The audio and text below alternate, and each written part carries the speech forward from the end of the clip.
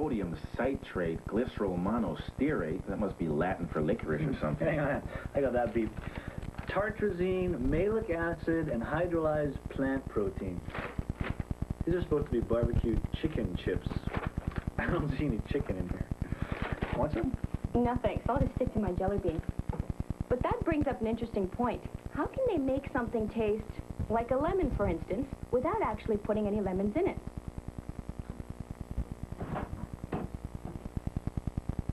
Well, the answer has a lot to do with what's inside a real lemon.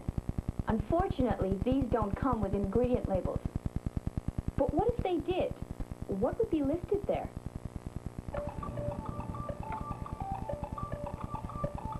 To find out, I had to take my lemon to a lab where they ground it to a pulp and then injected it into a machine called a mass spectrometer. A mass spectrometer can analyze the contents of almost any substance and display the results as a series of peaks and valleys on a computer screen. So, what did this analysis reveal? An electronic portrait of my lemon consisting of about 120 different chemicals. Things like ethyl acetate, ethyl butyrate, acetaldehyde. Our sense of taste is just our tongue's reaction to some of these chemicals. Come here, take a closer look. Close up. Close up. Our taste buds contain nerves that detect flavor chemicals. The human tongue is covered with about 10,000 taste buds. They're capable of detecting 4 main tastes. The ones on the tip of your tongue detect sweet taste.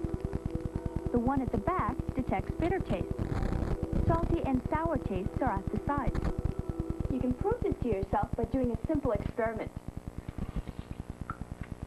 Hey, Mike, can you help me out here? Yeah, sure. Stick out your tongue and tell me what this tastes like. Okay.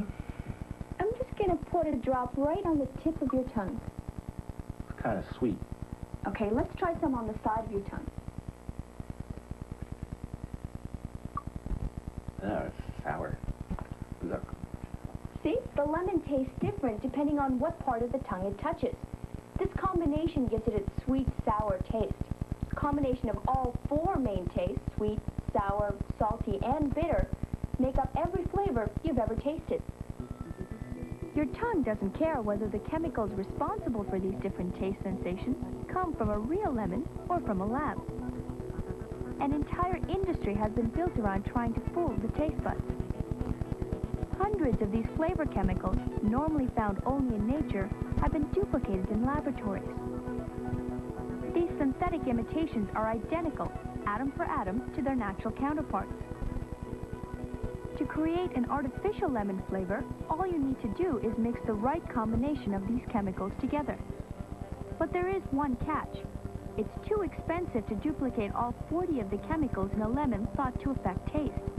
The trick is to come up with a half-decent lemon flavor using as few chemicals as possible. There's also one other catch. Your lemon mixture may taste great in a real lemon, but horrible in a candy. This is because flavor chemicals work hand in hand with other characteristics of food, like texture, smell, and even color. It usually takes quite a bit of trial and error to get the mixture just right. And of course, the tongue must ultimately be the final judge. In this case, an acceptable lemon flavor was created using just 14 of the 120 chemicals found in a real lemon.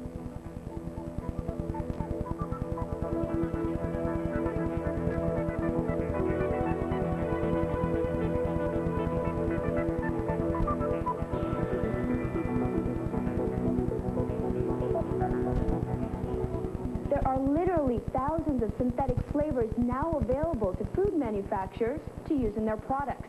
Everything you could possibly imagine.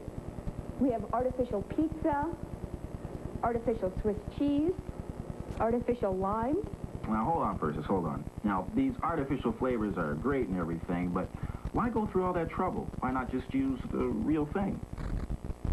Well, artificial flavors are cheaper to make than their natural counterparts. The real thing is labor-intensive to produce, it's expensive to transport, it has a short shelf life, and its flavor varies from one growing season to the next. Food manufacturers are hesitant to bother with all of this when they can get a similar flavor from a lab at a fraction of the cost. Artificial flavors can be found in almost any kind of food. And that's how we end up with something like chicken-flavored potato chips. As we've seen, the chemicals that are responsible for the taste in here are identical to the ones found in the real thing. And that's how you end up with a lemon-flavored jelly bean that doesn't actually have any lemons in it. Come on, try some. Very good. No, thanks. Very good. Forget it. Yummy, yummy.